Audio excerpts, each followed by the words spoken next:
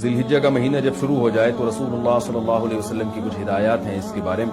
आप सल्लल्लाहु अलैहि वसल्लम ने सही हदीस में फरमाया कि इन 10 दिनों में अल्लाह को नेक अमल बहुत ज्यादा महबूब है। तो ये जो पहली तारीख से लेकर 10 तारीख तक के अय्याम हैं, इनमें कोई भी नेकी की जाए, रोजा रखा जाए, तहज्जुद पढ़ी जाए, सदक़ात व खैरात किए जाए या कोई भी नेकी का भलाई का काम किया जाए तो उसका सवाब आम दिनों से ज्यादा मिलता है। दूसरी बात यह कि ये जो अय्याम हैं इनकी कुरान मजीद में कसम भी उठाई गई है, वल फजरी व लयालिन अशर, कसम है फजर की और 10 रातों की। तो जमहूर मुफस्सिरीन इस तरफ गए हैं कि उन 10 रातों से मुराद ज़िलहिज्जा की रातें हैं। तो इनके दिन की भी फजीलत है और रात की भी फजीलत है।